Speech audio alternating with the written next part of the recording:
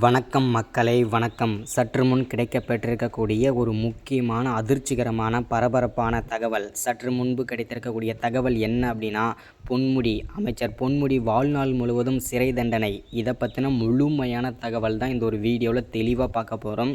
So என்ன காரணத்துக்காக அமைச்சர் பொன்முடி பார்த்திங்கன்னா வாழ்நாள் முழுவதும் சிறை தண்டனை, அது மட்டும் இல்லாமல் அவர் மேல்முறையீட்டுக்காக சென்றிருந்தாரே அந்த விஷயம் என்னாச்சு, அந்த கேஸ் என்னாச்சு, ஸோ வாழ்நாள் முழுவதும் சிறை தண்டனை அனுபவிக்க அவர் அவ்வளோ பெரிய என்ன தப்பு பண்ணியிருந்தார், ஸோ இதை பற்றின முழு தகவலுமே பார்க்கலாம். அதுக்கு முன்னாடி நமது சேனலுக்கு நீங்கள் புதிய பார்வையாளராக இருந்தால் மறக்காமல் நமது சேனலை சப்ஸ்கிரைப் பண்ணிக்கொள்ளுங்கள். சப்ஸ்கிரைப் பண்ண உடனேயே பக்கத்திலே ஒரு பெல் பட்டன் வரும், அதை கிளிக் பண்ணி ஆல் ஆப்ஷனில் போட்டு வச்சுக்கோங்க. தொடர்ந்து நம்ம போடக்கூடிய வீடியோஸ் நோட்டிஃபிகேஷன் எல்லாமே உங்களுக்கு உடனுக்குடனே வந்தடையும். அது மட்டும் இல்லாமல் வீடியோ பார்க்குற ஒவ்வொருத்தரும் லைக் பண்ணுங்கள், ஷேர் பண்ணுங்கள், சப்போர்ட் பண்ணுங்கள். ஓகே, வாங்க வீடியோக்குள்ளே போகலாம். சற்று முன் கிடைக்கப்பெற்றிருக்கக்கூடிய ஒரு முக்கியமான அதிர்ச்சிகரமான பரபரப்பான தகவல் என்ன அப்படின்னா, சற்று முன் அமைச்சராக இருந்த அமைச்சர் பொன்முடி வாழ்நாள் முழுவதும் சிறை தண்டனை அனுபவிக்க தயாராகுங்கள் அப்படின்றத உச்சநீதிமன்றம் அதிரடியாக தீர்ப்பளித்திருக்காரு நீதிபதி.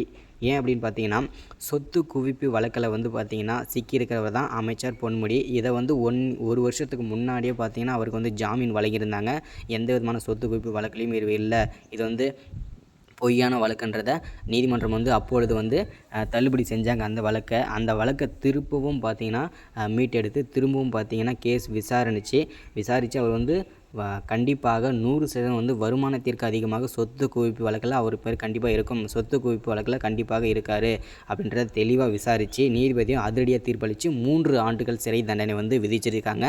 ஸோ இதனால் பார்த்திங்கன்னா அமைச்சர் பொன்முடி மற்றும் அவரது மனைவி விசாலாட்சியும் இந்த 2 பேருக்குமே 3 ஆண்டுகளை சிறை தண்டனையும், அது மட்டும் அல்லாமல் 50 லட்சம் ரூபாய், அதாவது 50 லட்சம் அபராத தொகையும் கட்டிட்டு 3 வருஷம் ஜெயில் கண்டிப்பாக இருக்க வேண்டும் அப்படின்றத தெளிவாக சொல்லியிருந்தாங்க. ஆனால் இன்றைக்கி சற்றும் கிடைத்த தகவல்படி வாழ்நாள் முழுவதுமே அமைச்சர் பொன்முடி ஜெயிலில் தான் இருக்க வேண்டும் அப்படின்றதுக்கான தீர்வும் அளிச்சிருக்காங்க. எதனால் அப்படின்னு பார்த்தீங்கன்னா, அதிரடியாக அமலாக்கத்துறை நேற்றைய தினம் பார்த்திங்கன்னா அதிரடியாக சோதனை நடத்தியிருந்தாங்க அமைச்சர் பொன்முடியோட வீட்டில்.